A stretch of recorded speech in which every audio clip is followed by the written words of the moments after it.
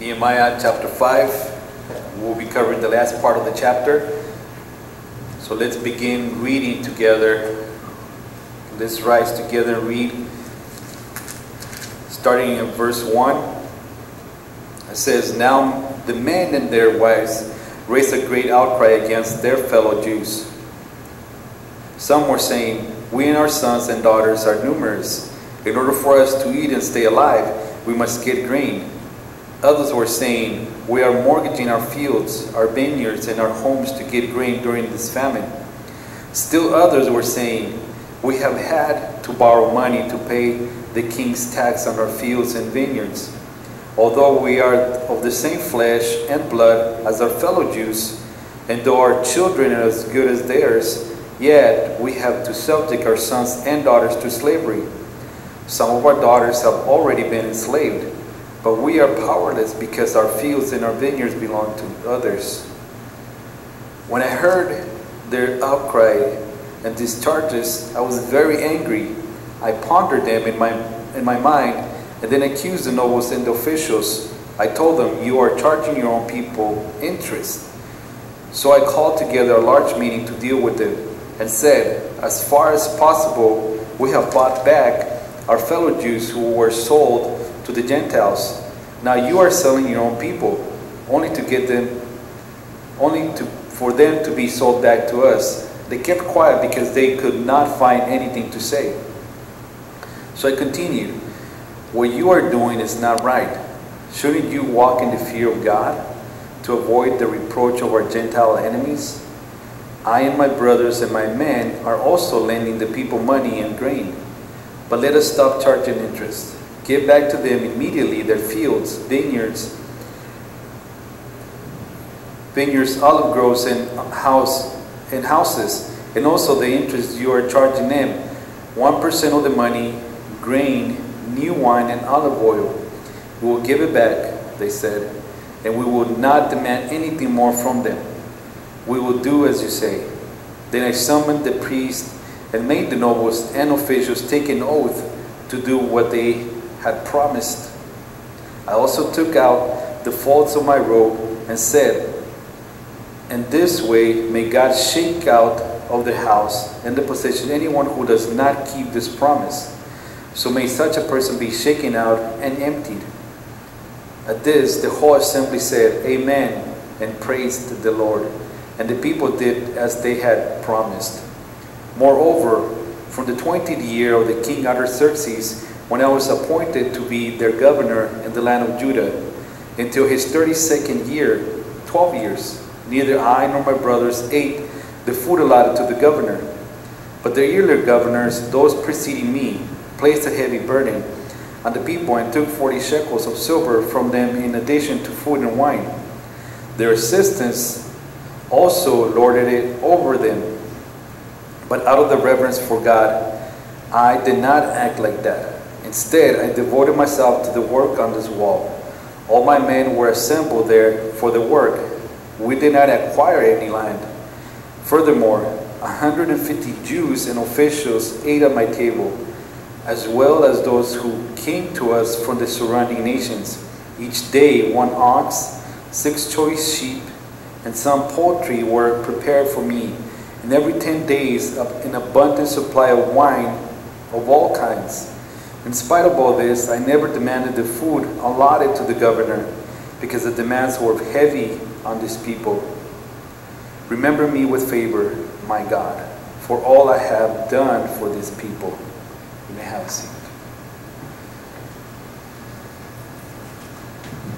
So in the previous passages before verse 14, we had seen that Nehemiah had put a stop to the work of the wall again.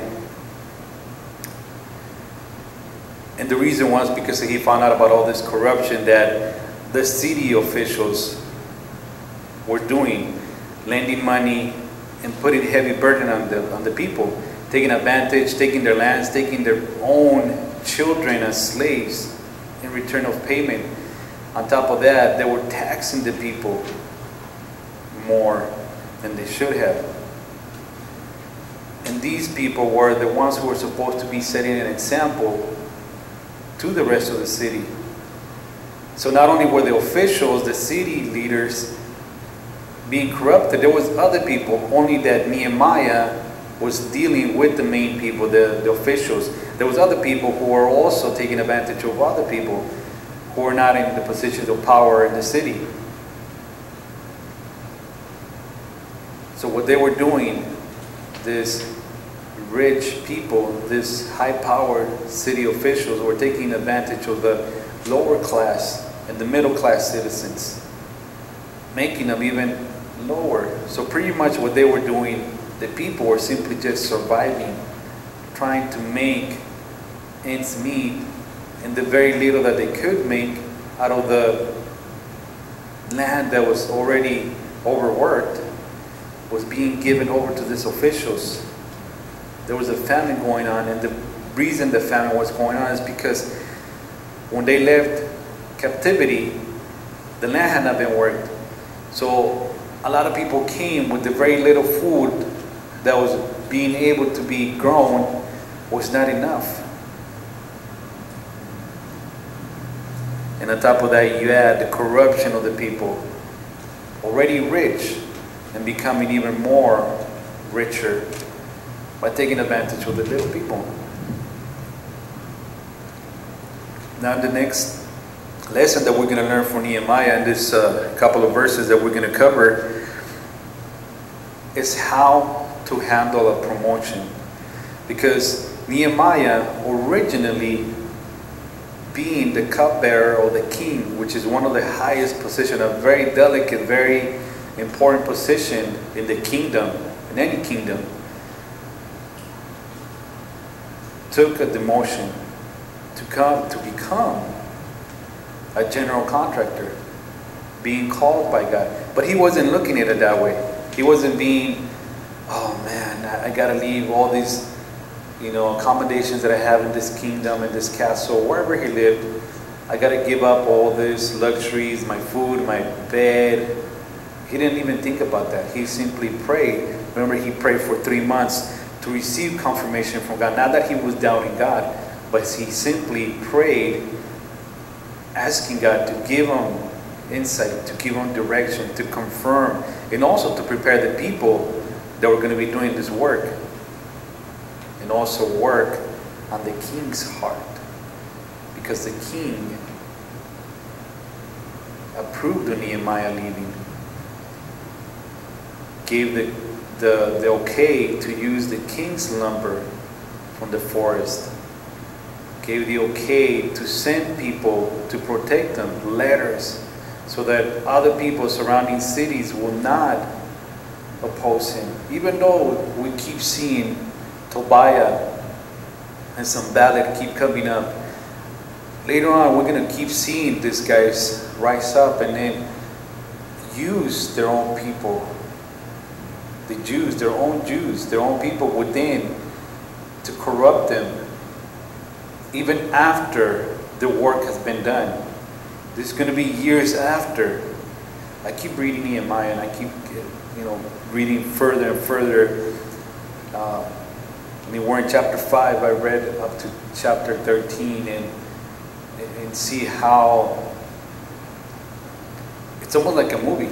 It's almost like a movie, so exciting. There's a lot of drama. So to me, it's been an exciting book to read. And it's obviously biblical, it's obviously historical. There's a lot of principles to learn. So the next principle, or the next lesson, like I said, how to handle promotion. When we get promoted, or whenever we get placed in a position where we have a little bit of power, or we have a little bit more say-so with certain groups of people, or any type of position where you're able to push your weight a little bit. We sometimes think that we can use or take advantage of certain perks. The previous place where I used to work at, the managers, the owner, of course the owner, they get vehicle, company vehicle to use even at their own luxury whenever they want to use it for personal use, or they get an expense account that they can use for themselves. Of course, it has to have limits. But Nehemiah handled this. Later we're going to see that Nehemiah handled this to his disposition. And we're going to see that he chooses not to. Sometimes the world itself, though it's worldly, though it has nothing to do, wants nothing to do with Christianity, sometimes the world itself will remind us as Christians that we ought to live with higher standards, because we're supposed to be the ones who are supposed to be distinct, different. And they see us, and sometimes it's like, really, you're a Christian? The place where I work, and I'm not bad talking about anybody, but the place I work at now, there was an incident that happened, I think it was yesterday or the day before, where I had to tell somebody, are you really going to let this happen? This person claims that he's accepted the Lord before, but he has not attended a Christian church since. And I didn't make him feel bad. I didn't say it in a way that, but I did say it in a way that made him think twice. It had to do with his integrity. It had to do with the name of the company. And I mean, I'm the new one. I'm the newbie there. I'm the rookie. And I asked and I questioned this person who is above me. Are you really going to let that? Are you serious? And he tried to laugh it off. He tried to laugh it off, but he said, you know what? Let's just make it right. Let's just make it right. So see, sometimes, and I'm not talking about me making the person feel bad. The world sometimes does that to us. Aren't you a Christian? Why would you be okay drinking? Why would you be okay, going to whatever place? Verse 14 says that, moreover, from the 20th year of the king Artaxerxes, when I was appointed to the governor in the land of Judah, until his 32nd year, 12 years, neither I nor my brothers ate the food allotted to the governor. Here Nehemiah is giving us a glimpse as to how much time he spent in the land. Now, it didn't take 12 years. He spent 12 years here. It didn't take 12 years for the land, for the walls to go up. But he spent 12 years. And remember, he asked the king permission to leave, to go and rebuild his walls. So in other words, looking at it in modern times, we ask our employer, current employer, say, I'm taking a leave of absence from work, taking an extended vacation. And more, because of the law, we're allowed to. But I can't remember exactly how much the law allows. I think it's like up to a year that allows us to be taking a leave of absence and be able to come back and have our own job waiting for us. Now Nehemiah left for 12 years. And obviously he went back to the kingdom to be the cupbearer of the king. But he says that during the 12 years, he explains something he did during the 12 years. Leaving the kingdom, the king, the service to the king, he came to Jerusalem. And during that time, he was appointed governor. In other words, he got a promotion.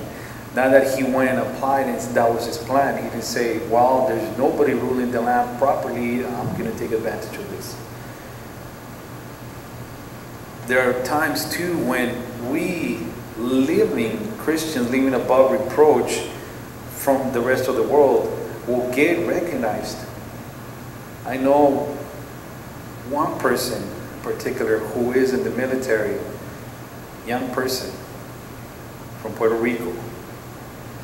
He did not apply for any higher positions, and he's been placed in a very high-ranking position. very top secret position. And he couldn't even explain, or he was not allowed to talk about where he was going, what he was going to do exactly in detail. But he simply was following orders, doing what he was supposed to do, living according to what the Bible says. So was Nehemiah. He was a man of his own integrity, simply following the command, the calling, the burden that God had placed on him. He was following orders.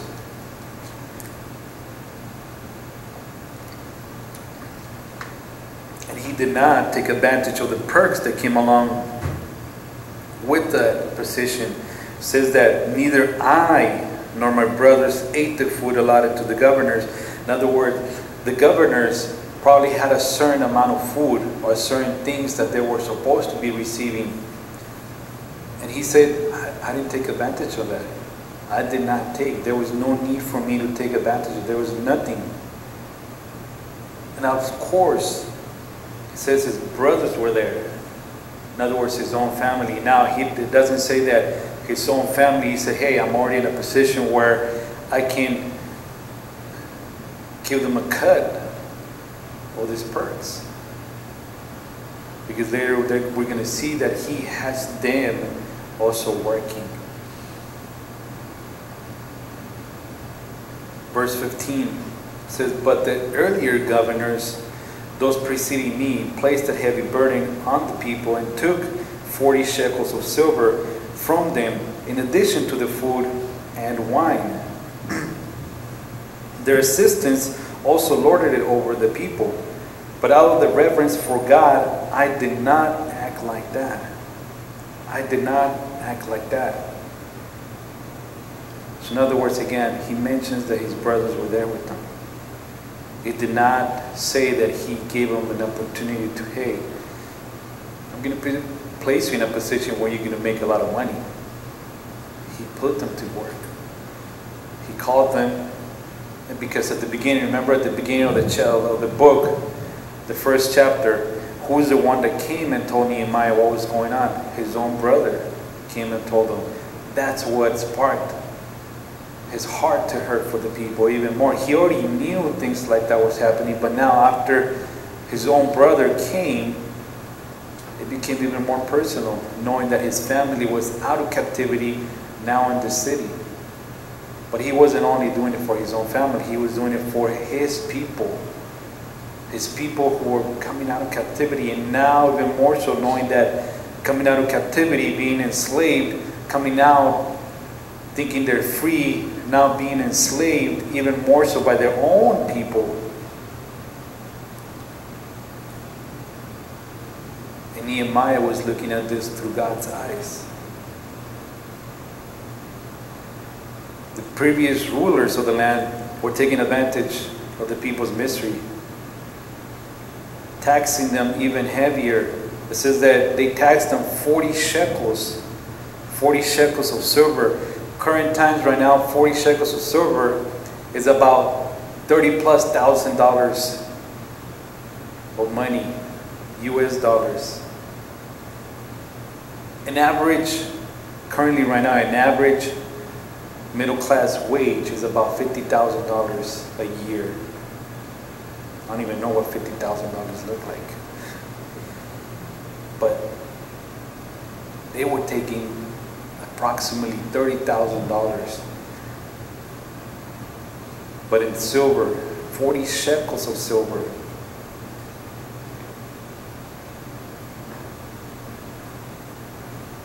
So whenever the people saw that their new leadership, a new governor came into power, they automatically were thinking, here comes another corrupted person.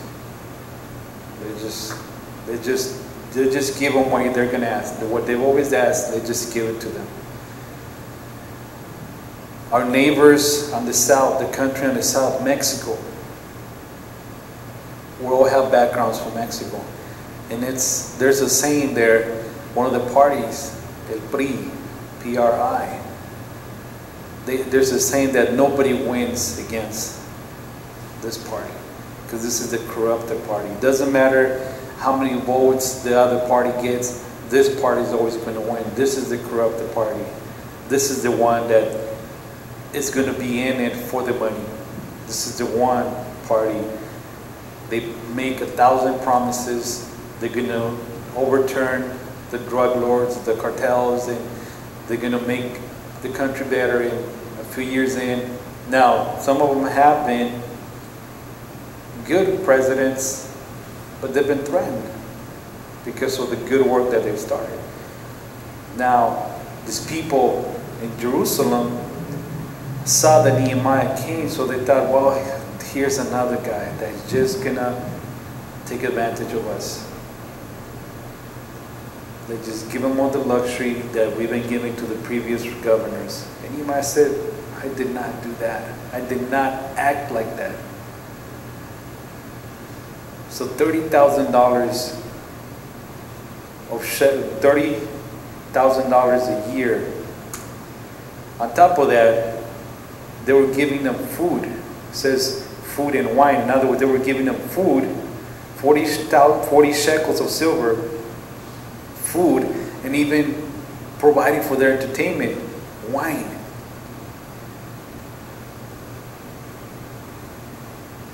And on top of that, it said that their assistants, the previous governors, the previous officials, their assistants were also lording it over them, meaning that they were also taking advantage of these people. They were given enough power to go over and take from these people.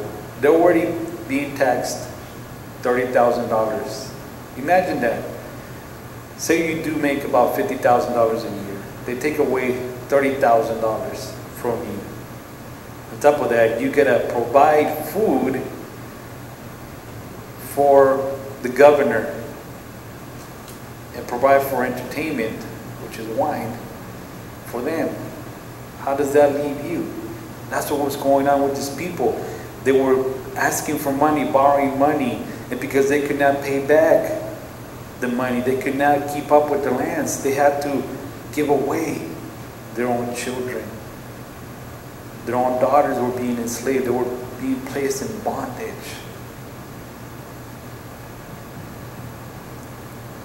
When we fall into sin, when we think we can do better away from the Lord's will, we fall into bondage, which means that it's impossible, almost impossible to get out of it. It's not impossible with the Lord. But just like these people, they couldn't see any hope. All their money, all their land, their children were being taken away. All their hope was being taken away. They were coming out of enslavement, being enslaved, and now being enslaved more by their own people. But Nehemiah says, I did not act like that. I did not do the same thing that these people were doing, taking advantage of it, smaller people. And see, Nehemiah was not looking for an opportunity to make a name for himself, because now he previously was the general contractor. He was able to gather a lot of people, pump them up, rally them up. They got them to work, provided all the supplies, all the tools. He was not looking for an opportunity to make Nehemiah Incorporated, because now he's able to find workers, find supplies, and everything. He was simply following God's command to do what he was called to be. And it's very easy for us whenever we come into a position where you started at the bottom. You worked hard, and all of a sudden you're at a good position, not in a management, well, it could be in a management position. And now you have, like I was saying, you have all this dispositions to you, an expense account, a vehicle to use. I'm pretty sure Nehemiah was told, hey, you got some nice horses out there that you can use. All you have to do is snap your fingers and this money will be deposited to your account. Or snap your fingers and you have servants bringing you food, bringing you jewels, bringing you whatever. All you have to do. Nehemiah said no. Too often, and I have to admit, too often my wife has to remind me that I'm not the person that I used to be. And it's easy because of their old habits to do the things that we used to do as before the Lord, before we got saved. And we do them without thinking, maybe. Nehemiah was a rare person. I don't know how many of you like steak, but when I eat steak at a steakhouse or whatever, steak, period, I don't like to see pink. Mine, I like them well done. My wife, she likes a little bit of pink. I've tried steaks that she's made for me that are pink, and I'm like, okay, that's fine, because it has a good flavor, but still, it's like... Nehemiah was a rare person. How are we talking about food in the Bible? He was a rare person. I don't like rare meat. He was a rare person. You could not, it's hard to find people who are truly honest out there in the government scene, out there in the business world. There's a lot, but not too many out there. There's a saying by Hudson Taylor that says, it doesn't matter how much the pressure is. What matters is where that pressure lies. And it should lie on top of Jesus Christ. Nehemiah was under a lot of pressure because of all this responsibility that he had with his people. On top of that, upkeeping his own integrity. He would always go back to pray. God, what do you want me to do? With Sanballat and Tobiah kept coming over, he would turn them again to God. He would defend himself with God's words. But God, what do you want me to do? Verse 16. Instead, I devoted myself to the work on this wall. All my men were assembled there for the work. We did not acquire any land. So it tells us again, he was there to do the work. He himself was part of the work. He didn't just come and say, all right, you do this, you do that, pointing fingers, you do that. He was there, part of the being part, taking part. Remember at the beginning when he said, he talked to the officials, we need to be above reproach again. He didn't say, you got us into this mess because you were in captivity, so you fix this thing.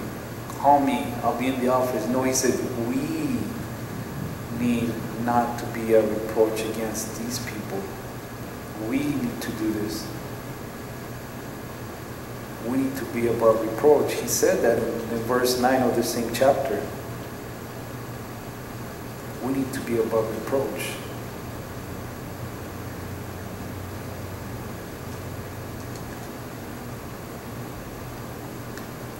And the people that were with him, his men, did not acquire any land. They weren't there looking for opportunities to say, hey, you know what? I've been working here. I've been taking care of these people. I've been taking care of this land. Why don't I just take over it? It says, neither I nor the men took any land. This current government, this current society that we live in, they tried so hard to brainwash us. And we, a lot of us, and when I say we, I'm talking about as a Christianity as a whole, we've been brainwashed to the point where we've accepted what the world keeps throwing at us. Homosexuality, same-sex marriage, and now being legal as a nation to have the same-sex marriage to be allowed. 20 years ago, this would have been, frowned upon. Would have been looked at still, even though, it's not that long ago, 20 years. Not that long ago. 20 years ago, I think back about 20 years ago, I was 18. I was about to turn 18. I was already graduated. I had my own job. At the time I was a DJ, so I had a lot of opportunities to be promiscuous. I'm not saying I was all that, but there was a lot of opportunities for me, like I said, to be promiscuous. But something, now I know it's God, and now I know it's the Lord. There was always a fear in me that if I were to be intimate with a girl, something bad was going to happen. And I'm proud to say, I'm not pumping myself, I'm proud to say that the only woman I've been with intimately is my own wife. But at the time, I wanted my flesh. I didn't know it then. I wanted to, but at the same time, there was a fear inside of me. I said, no. Though I did some things that I'm not proud of, but I was never intimate. We look at homosexuality as a bad sin. We should, yes. But at the same time, we don't. We often turn the blind eye, when we have family, when we have friends, heterosexuals, opposite sex, living together out of wedlock. And we say nothing because they're already living together. Or they have even a child. What are they going to do? Pastor, what are they going to do? You want to separate a family? You want to break up a family? No, they need to make things right with God. They need to make things right with God. I'm not saying go over there and shake them up and say, hey, you're in sin. But whenever the opportunity comes, remind them. That's not right. Especially if they're saved, if they claim to be Christians. Especially. Nehemiah says, you're supposed to have the fear of God. You're supposed to be above reproach.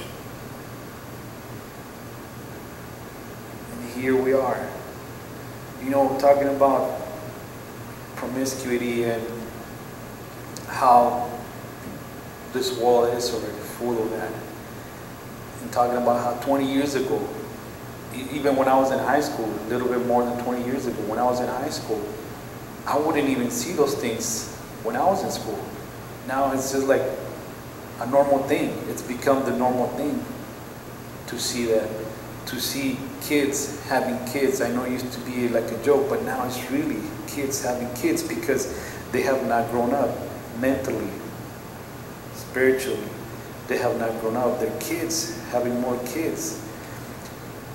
And there's so many negative things that come out of having multiple partners. I've read several books on child development relating to teens, relating to sex before or outside of marriage. Whenever, on top of all the diseases, of course, on top of all the diseases that are out there, the chances of getting pregnant. On top of that, whenever a male, whenever a female gives themselves to a male because they're looking for the love, they're looking for that, to fill that void, they give themselves. Every time, this is from the medical standpoint, every time they give themselves away, they're intimate with somebody, even if especially if there's multiple partners, those hormones, those genes that come through the semen into the woman becomes part of them. It changes their own genes. Not only that, because the female, both male and female, are looking to be satisfied afterwards, after the act, after the fact. They left, and you can see all this, how there's so much depression. They left even more depressed, feeling more empty, feeling even used, looking for more, and trying to fill it with another one, and maybe this one will do better, maybe this one. From the spiritual standpoint, and also this is from clinical standpoint, because a Christian doctor did this research, and over the years of her career, they lose a piece of their own soul to that person. They leave something. So something from them gets lost. The Bible specifically says that we're supposed to save ourselves for marriage. And though we made mistakes before getting saved, now we have the responsibility to tell them, teach them. Talking about our kids, talking about our nephews or whoever. It's not what the world is telling you. It may seem like you're prude, like you're, not in touch with current times, old-fashioned, whatever. But the effects that come after that are even far worse. You're not going to be cool. That's fine. But look at where our country is going with our children. How we're so quickly losing them.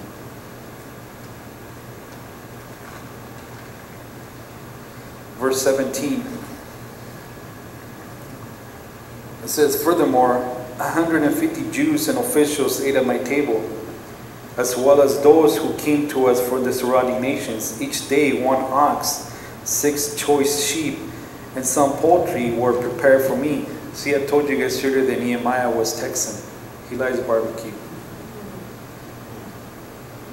They were prepared for me, and every 10 days an abundant supply of wine of all kinds. In spite of all this, I never demanded the food allotted to the governor, because the demands were heavy on these people. These 100 plus officials that were eating at Nehemiah's tables, they were visitors. And see, these visitors knew that the good work that Nehemiah was doing. Though there was so much opposition with these guys over here, Tobiah and Sanballat, there were also other people who saw the good work. So 150 in the original language, in the New King James, actually in the King James, gives the sense that 100 plus officials, 150 officials came daily. So it wasn't the same people. They came daily to visit. And he still did not demand.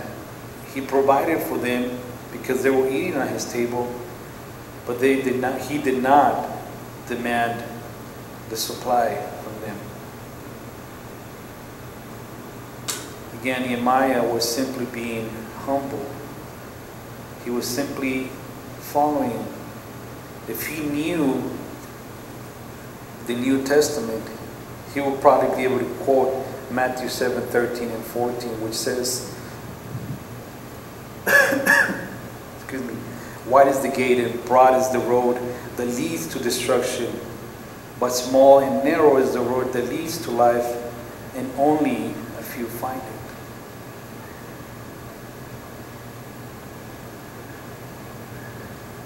Verse 19, it says that, remember me with favor, my God, for all I have done for this people. He wasn't saying, look at me, look at the great work. He was simply saying, God, I'm humbly coming to you, Lord. I'm humbly letting you know that I was not like that, like the previous governors. Coming to you, God, this is your work. Remember me. May I find favor in you, Lord. Are we living above reproach? We just closed James on Sunday, first service. And James closed the same way. Somebody falls into sin, help them get back to the right path. James says that I was not like that. We ought not to be like that. We need to be above reproach. Let's pray.